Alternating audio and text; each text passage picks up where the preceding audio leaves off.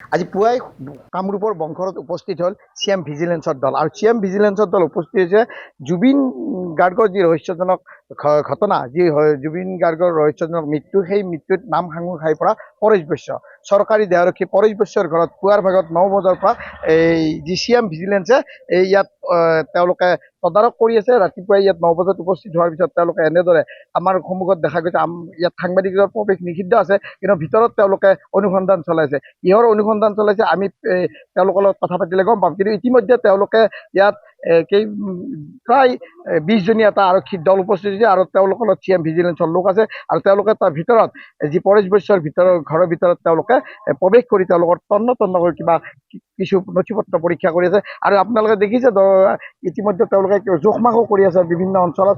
এই জুবিন গাৰ্গৰ যি ৰহস্যজনক ছিংগাপুৰত ৰহস্যজনক মৃত্যুৰ ঘটনা, সেই ঘটনাত চৰকাৰী দেহাৰক্ষী পৰেশ বৈশ্যৰ নাম সাঙুৰ খাই পৰিছিল আৰু পৰেশ বৈশ্যক ইতিমধ্যে SIT-য়ে আটক কৰিছে, গ্ৰেপ্তাৰ কৰিছে। আৰু এই পৰেশ বৈশ্যক আটক কৰাৰ পিছতে তেখেতৰ যি বেংক একাউণ্টত ধনৰ লেনদেন আৰু বেংক একাউণ্টত তেওঁৰ লগতে এজন সহযোগী চৰকাৰী দেহাৰক্ষী, তেওঁৰো দুইজনৰে মিলি প্ৰায় 1 কোটি টকাৰ লেনদেনৰ তথ্য পোহৰলৈ আহিছিল SIT দলত।